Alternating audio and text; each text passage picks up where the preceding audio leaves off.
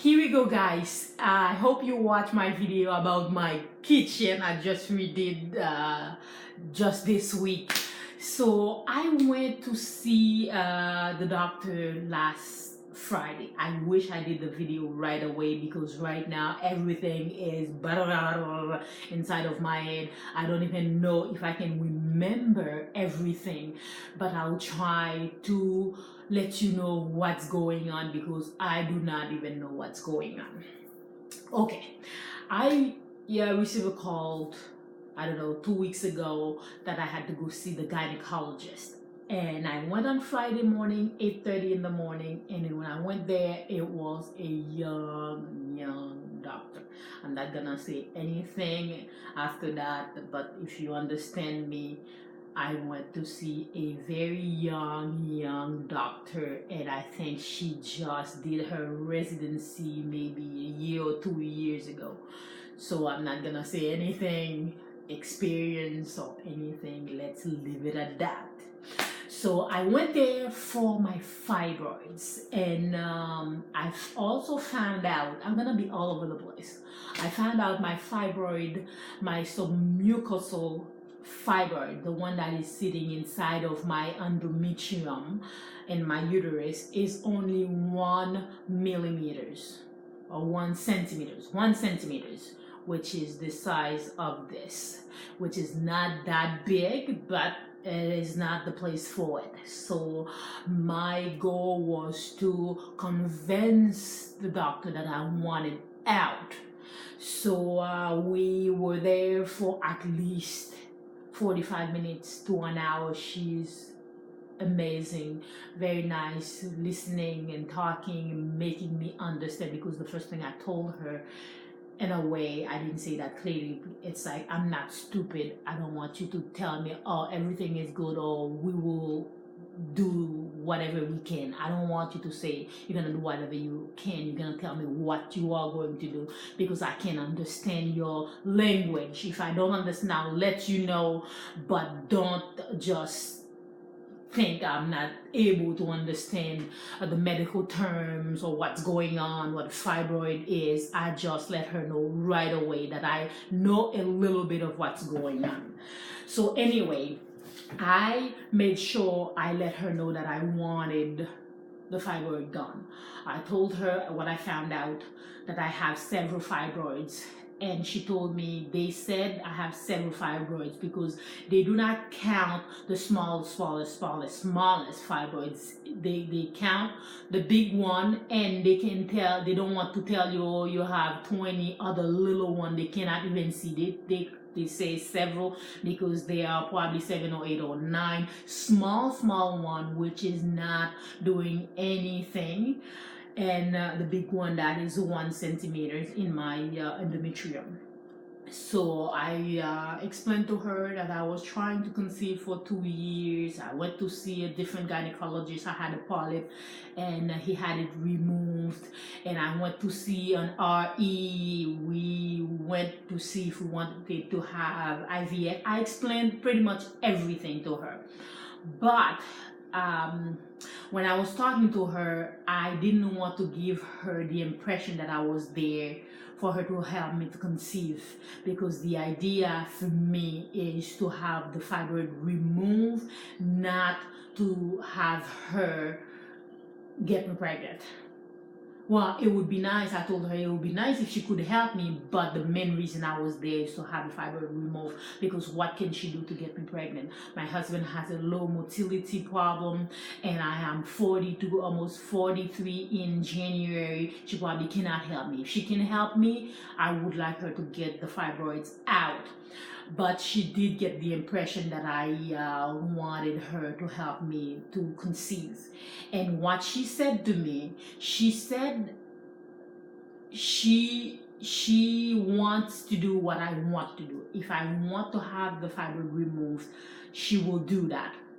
But she said she does not believe the reason why I cannot conceive is because of the fibroid I have in my endometrium. She said when you have fibroid in your uterus, Usually you can conceive, but you have miscarriage. Because I never had a miscarriage. I had 1 or 2 chemical pregnancies, which is when you have a positive. I had a light pregnancy test, and the next day it turned negative. So she said she does not believe the reason I can conceive it's because of the fibroid. She told me if I am still trying to conceive, trying to get the fibroid out is very risky, and which is something I already know. She said to have a whatever, to have it removed surgically.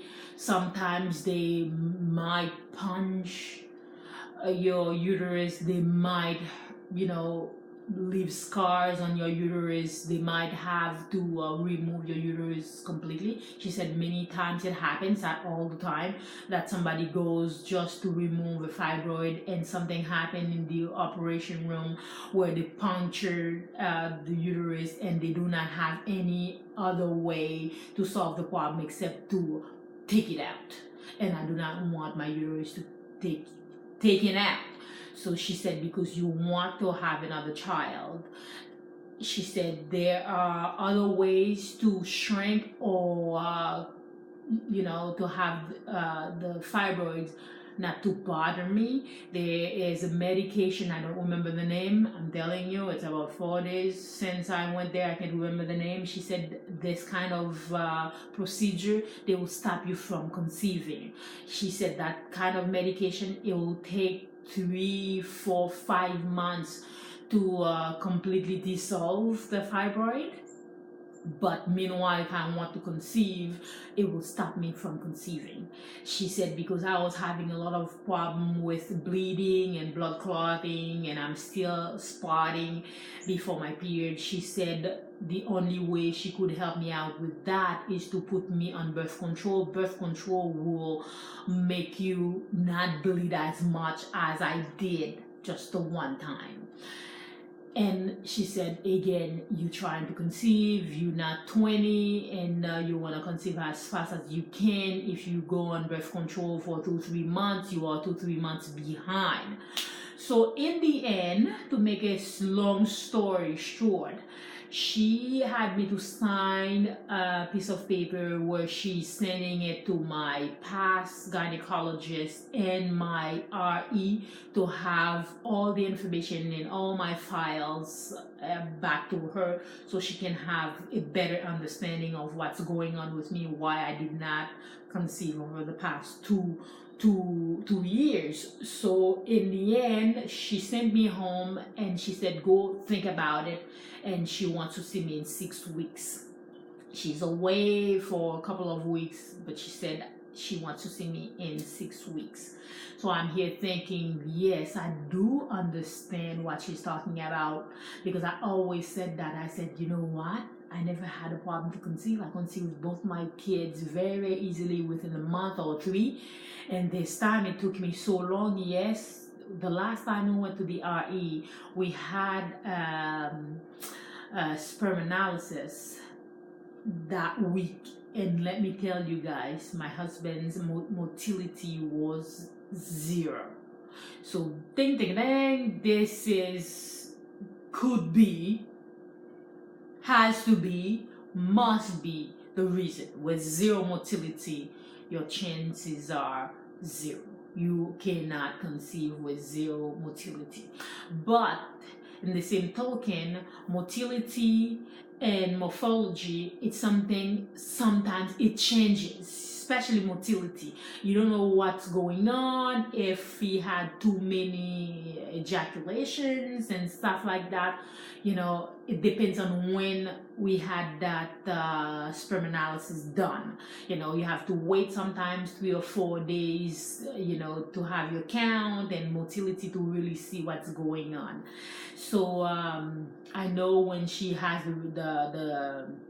the file back from Moncton, she will see that my husband has a problem with motility, which I forgot. I didn't want to hide anything, but I forgot to mention that to her because I went there. I was not there to talk about I wasn't able to conceive. I was there because I have a problem with my what you call it, my fibroid. I want it out. So this is the decision I have to make. I have to say, okay, I am willing to take the risk by removing it. If anything happens, it's on me. If they have to remove my fibroids because they punctured my uterus, that's on me, because they will have you sign a release form that if anything happens, they are not responsible. That's what they do when you go to the operation room. They always have a piece of paper they sign. If you kick the bucket, it's on you, it's not on them. So that's the decision I had to make. Yes, I know many people have done it before, but like she said if it was the fibroid, you would conceive and you would have, your chance to conceive is high, not too high, but I would be able to conceive, but I would maybe have a miscarriage. Many people with fibroids, they can have recurring miscarriages, but I never had one, so it could be because of my age or my husband's motility. So that is my update. I am sitting here waiting for another month or so to go see her with a decision that, okay, forget about everything. I'm gonna move forward and we're gonna forget about the fibroid, because really the fibroid started to give me some trouble where I was bleeding for a long time with a lot of blood clots, with a lot of cramps, but it stopped. My period has been regulated, nicely, no problem, 26, 27 days. My luteal phase has been longer than ever. I used to have a luteal phase of 9 days, 10 days. Now it's like 13 days, and which is good when you're trying to conceive, to have a longer luteal phase. So anyway, I am waiting to make my decision, which is I don't know what it's going to be. So if you guys have had people who had fibroids removed, please comment, let me know. Have you ever heard anybody who had complication in surgery? So I am, I don't know, concerned at the same time, but I would like to get it done. So either way, I have to go see her and make my decision. So this is my update, and hopefully we'll talk to you again soon. I hope everything is good for you. If you're trying to teaching, don't give up. If you have your BFPs, I'm so happy and glad for you, and hopefully I'll get mine soon. Ciao.